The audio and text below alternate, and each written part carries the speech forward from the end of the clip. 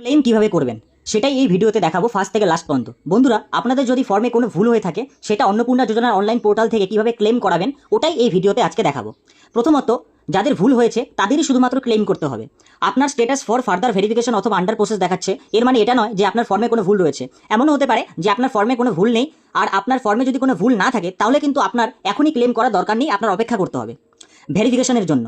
তো আমাদের ভিডিওর মূল বিষয় এটা নয়, আমাদের ভিডিওর মূল বিষয় হলো অন্নপূর্ণা যোজনার অ্যাপ্লিকেশনে কোনো ভুল থাকলে সেটা ওয়েবসাইট থেকে ক্লেম কিভাবে করবেন। এই বিষয় নিয়ে আমি একটা আগেও ভিডিও বানাইছিলাম, আজকে আবার ভালো করে বানাচ্ছি আপনাদেরকে ভালো মতো একদম সংক্ষিপ্তভাবে বোঝানোর জন্য। তো অন্নপূর্ণা যোজনার অনলাইন ওয়েবসাইটে ক্লেম করার জন্য সর্বপ্রথম আপনার ফোনের স্ক্রিনে চলে যেতে হবে, ওখানে গিয়ে গুগলে সার্চ করে নিতে হবে অন্নপূর্ণা যোজনা ওয়েবসাইটের নাম। ওটা করার জন্য লিখতে হবে সোশ্যাল, SOCI। এই দেখুন সোশ্যাল লিখতে কিন্তু উপরে সোশ্যাল রেজিস্ট্রি www.gov.in চলে আসছে, এখানে ক্লিক করে দেবেন। এখানে ক্লিক করার পরে এই যে সবার উপরে যে আছে দেখুন government of West Bengal applicant login, এখানে আপনি ক্লিক করে দেবেন।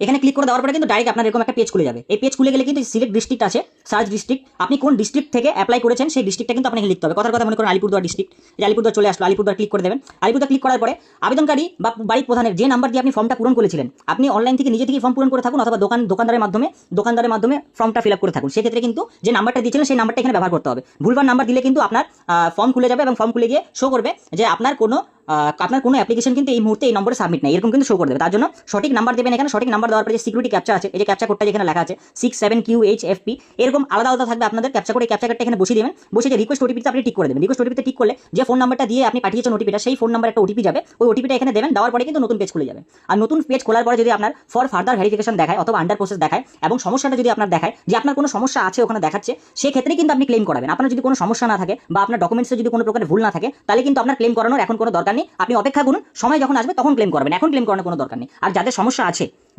আছে মনে করুন কেউ 3টে পাকা রুম জায়গায় ইয়েস করে দিয়েছে, তার 3টে পাকা রুম নেই, কেউ আবার ইনকাম ট্যাক্স দেয় না তারপরে ইনকাম ট্যাক্সে ইয়েস করে দিয়েছে, কেউ আবার মনে করুন বাড়ির জমির মালিকানা আছে 50 বিঘা বা 50 বিঘার কম, সেই দিয়ে দিয়েছে 50 বিঘার বেশি, সেই ক্ষেত্রে আপনার কিভাবে এডিট করবেন? কারণ নামে ভুল আছে, হেড অফ দ্য ফ্যামিলি ভুল করে আরেকজনকে দিয়ে দিয়েছে, কারণ নামের স্পেলিং মিস্টেক আছে, এইসব যাদের হবে, কেউ মেল লিখতে গিয়ে ফিমেল লিখে দিয়েছে বা ফিমেল লিখতে গিয়ে মেল লিখে দিয়েছে, এরকম যদি কারো সমস্যা থাকে সেক্ষেত্রেই কিন্তু আপনারা একমাত্র ফর ফার্দার ভেরিফিকেশন বা আন্ডার প্রসেস দেখালে সেই ক্ষেত্রেই কিন্তু আপনারা একমাত্র ক্লেম করাতে পারবেন। তো ক্লেম কিভাবে করবেন? তো আসুন খুব সহজে আমরা দেখি। এটা লগ ইন করে নেওয়ার পর আপনার যে স্ট্যাটাস দেখাবে, সেই স্ট্যাটাস দেখানোর পর স্ট্যাটাস দেখিয়ে দেওয়ার পর এই যে আপনার যে ক্লেম বাই অ্যাপ্লিকেন্ট অপশনটা আছে, সেই ক্লেম বাই অ্যাপ্লিকেন্ট অপশনে কিন্তু আপনার চলে যেতে হবে ক্লেম করার জন্য। যে ক্লেম বাই অ্যাপ্লিকেন্ট অপশনটা আছে, যে ক্লেম বাই অ্যাপ্লিকেন্ট, এই ক্লেম বাই অ্যাপ্লিকেন্ট আপনি চলে যাবেন। ক্লেম বাই অ্যাপ্লিকেন্ট আপনি চলে যাবেন, ওখানে চলে যাওয়ার পরে আপনার এই যে এরকম একটা অপশন চলে আসবে। ক্লেম বাই অ্যাপ্লিকেন্টে যাওয়ার পরে আপনার যে ফ্যামিলি মেম্বার্স আছে, টোটাল কজন ফ্যামিলি মেম্বার্স আছে সেটা কিন্তু শো করবে।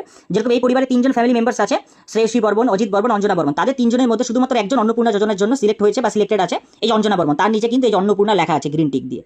তো এখন মনে করুন এই অঞ্জনা বর্মন যে আছে, অঞ্জনা বর্মনের কোনো ভুলবশত তার 3টে পাকা ঘর নেই, 3টে পাকা ঘর না থাকা সত্ত্বেও উনি ইয়েস করে দিয়েছে যে তার 3টা পাকা ঘর আছে। বা এরকম হতে পারে যে অঞ্জনা বর্মনের বাড়িতে মনে করুন কেউ সরকারি কর্মচারী নেই, গভর্নমেন্ট বা রাজ্য সরকারের আন্ডারে কোনো সরকারি চাকরিজীবী নেই, তারপরে উনি সরকারি চাকরিজীবী বাড়িতে আছে এমন ইয়েস করে দিয়েছে, সরকারি চাকরিজীবী ইয়েস করে দিয়েছে, গভর্নমেন্ট এমপ্লয়। বা এরকম হতে পারে যে বাড়িতে কেউ পেনশন পায় না, তারপরে পেনশনে ইয়েস করে দিয়েছে। বা বাড়িতে কেউ ইনকাম ট্যাক্স দেয় না, তাও ইনকাম ট্যাক্সে ভুলবশত ইয়েস করে দিয়েছে। তো সেক্ষেত্রে কি করতে হবে? মনে করুন বাড়িতে যে ইনকাম ট্যাক্স দেয় না, কথার কথা এই যে অজিত বর্মন যে আছে, অজিত বর্মন বাবু বাড়িতে ইনকাম ট্যাক্স দেয় না বা তার 3টের বেশি পাকা ঘর নেই, তারপরে উনি কি করেছে? তারপরে উনি ইয়েস করে দিয়েছে এখন, বা ইনকাম ট্যাক্সে ইয়েস করে দিয়েছে বা 3টা ঘরে ইয়েস করেছে, যেটাতে ইয়েস করুক এই অজিত বর্মনে আপনার টিক করতে হবে। এই অজিত বর্মনে আপনি টিক করবেন, টিক করার পরে কিন্তু এটা টিক হয়ে যাবে। টিক করার পরে আপনার এই যে এই অপশনটা চলে আসবে, ঠিক আছে? এই যে টিক করার পরে আপনাকে এই অপশনটা চলে আসবে বা অপশন আগে এখানে আসবে, ঠিক আছে? এই মনে করুন অজিত বর্মন আপনি টিক করলেন, টিক করার পরে যে রিজন ফর ক্লেম, মানে আপনি কি কারণে ক্লেমটা করাচ্ছেন, এই দেখুন এখানে কি দেওয়া আছে, application details incorrect, wrongly marked as ineligible, আবার লেখা আছে অ্যাপ্লিকেশন রিজেক্টেড। অর্থাৎ আপনার অ্যাপ্লিকেশনটা কি হচ্ছে, যদি আপনার অ্যাপ্লিকেশন ডাইরেক্ট রিজেক্টেড হয়ে যায় তাহলে আপনি যে 2 নম্বর যে অপশনটা আছে অ্যাপ্লিকেশন রিজেক্টেড, এই যে এটা, এখানে আপনি টিক করে নেবেন। এখানে আপনি টিক করে নিয়ে কি কারণে আপনার রিজেক্টেড হলো সেটা কিন্তু আপনাকে দেখাতে লাগবে। বা আপনার মনে করুন অ্যাপ্লিকেশন ডিটেলসে কোনো ভুল আছে, মনে করুন কারণ নামে স্পেলিংয়ে ভুল আছে, শ্রেয়সী বর্মন, অজিত বর্মন বা অঞ্জনা বর্মন কারণ নামে স্পেলিংয়ে ভুল হয়ে গেছে, সেই ক্ষেত্রে কিন্তু যে প্রথম যে টপিকটা আছে, প্রথম যে পয়েন্টটা অ্যাপ্লিকেশন ডিটেলস ইনকারেক্ট, এখানে আপনার টিক করে দিতে হবে।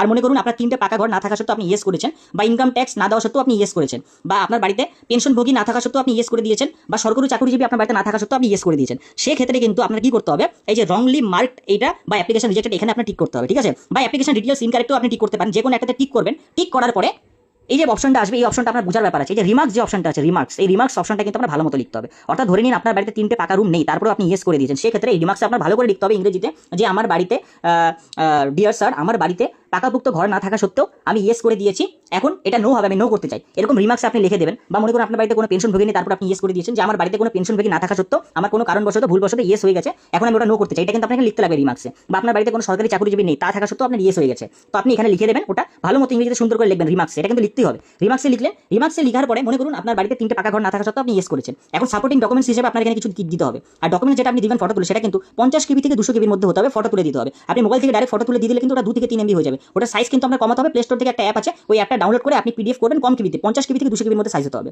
এখন মনে করুন আপনার 3টে পাকা ঘর না থাকা সত্ত্বেও আপনি ইয়েস করেছেন, সেক্ষেত্রে আপনি কি করবেন, আপনাকে 3টে পাকা ঘরের ছবি তুলে দিতে হবে না, আপনার 3টে পাকা ঘরের ছবি তুলে দিতে হবে না, আপনি খালি রিমার্কসে লিখে দেবেন আপনার ভুলটা কি হচ্ছে, যে আপনার 3টে পাকা ঘর না থাকা সত্ত্বেও আপনি ইয়েস করেছেন, এটা রিমার্কসে সুন্দর করে লিখে দেবেন। তারপরে এখানে যিনি আবেদনকারী যিনি অন্নপূর্ণা যোজনার জন্য টিক করেছে, সেই অন্নপূর্ণা যোজনা আবেদনকারীর আধার কার্ড অথবা ভোটার কার্ড সাপোর্টিং ডকুমেন্টস হিসেবে যে কোনো একটা 50 থেকে 200 কেবির মধ্যে ফটো তুলে সামনে এবং পিছন একটার মধ্যে অ্যাডজাস্ট করে ফটো তুলে 50 কেবি থেকে 200 কেবির মধ্যে এখানে আপলোডে ফাইলে টিক করে দেবেন। আপলোড করার পরে যে সাবমিট ক্লেমে ক্লিক করে দেবেন, এই সাবমিট ক্লেমে টিক করলে কিন্তু আপনার সাবমিট হয়ে যাবে, সাবমিট ক্লেমে টিক করলে আপনার হয়ে যাবে। এখন মনে করুন আপনার বাড়িতে কোনো সরকারি চাকরিজীবী নেই, তারপরেও আপনি এখানে লিখে দিচ্ছেন চাকরিজীবী আছে, সেক্ষেত্রেও কিন্তু আপনার রিমার্কসে সেম লিখতে হবে যে আমার বাড়িতে কোনো সরকারি চাকরিজীবী না থাকা সত্ত্বেও ভুলবশত আমার টিক হয়ে গেছে, এটা রিমার্কসে লিখে দিয়ে যে আবেদনকারী আছে সেই আবেদনকারী আধার কার্ড অথবা ভোটার কার্ড যে কোনো একটা সাপোর্টিং ডকুমেন্টস হিসেবে 50 কেবি থেকে 200 কেবির মধ্যে ফটো তুলে যেখানে আপলোড করতে হবে।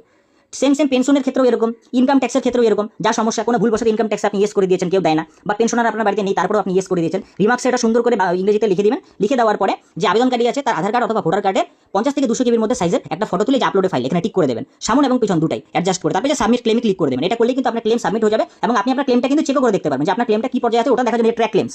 একবার ক্লেমটা আপনার অ্যাপ্রুভ হয়ে গেলে ট্র্যাক ক্লেমসে কিন্তু আপনার দেখাবে যে আপনার ক্লেমটা অ্যাপ্রুভ হয়েছে না রিজেক্ট হয়েছে, সেটা কিন্তু এই ট্র্যাক ক্লেমস আপনার এখানে দেখিয়ে দেবে। তো আশা করি আপনারা যাদের 3টা ঘর না থাকা সত্ত্বেও ইয়েস করে দিয়েছেন, বা পেনশন বাড়িতে না থাকা সত্ত্বেও পেনশনার আপনি ইয়েস করে দিয়েছেন, আপনার বাড়িতে সরকারি চাকরিজীবী না থাকা সত্ত্বেও ইয়েস করে দিয়েছেন, তাদেরই শুধুমাত্র কিন্তু এই ক্লেমটা করাতে হবে। অন্যান্য কারো ফার্দার ভেরিফিকেশন অথবা আন্ডার প্রসেস দেখাচ্ছে কিন্তু তাদের কোনো সমস্যা নেই, তাদের মনে আছে তারা ফর্মে কোনো ভুল করেনি, তাদের কিন্তু ক্লেম করার কোনো দরকার নেই। আপনাদের অপেক্ষা করতে হবে, আপনাদের 30 সেপ্টেম্বরের মধ্যে কিন্তু ভেরিফিকেশন হয়ে যাবে এবং অক্টোবর 2 সপ্তাহে কিন্তু আপনারা টাকা পাবেন। আর এই ক্লেমটা কাদের জন্য তাহলে, যারা ভুলবশত কোনো ভুল করে ফেলেছে, অর্থাৎ কথার কথা 3টে পাকা রুম না থাকা সত্ত্বেও ইয়েস করেছে, অথবা বাড়িতে পেনশনার না থাকা সত্ত্বেও ইয়েস করেছে, ইনকাম ট্যাক্সের আওতায় বাড়িতে কেউ না থাকা সত্ত্বেও ইয়েস করেছে, বাড়িতে সরকারি চাকরিজীবী না থাকা সত্ত্বেও ইয়েস করেছে, তাদেরই এই কাজটা করতে হবে, তাদেরই ক্লেমটা করতে হবে। আপনারা এরকমভাবে ক্লেম করবেন, খুব সহজ। আর কারো যদি কোনো সমস্যা হয় আমাকে কমেন্ট করে জানাবেন, আমি কিন্তু রিপ্লাই দেবো। ধন্যবাদ বন্ধুরা।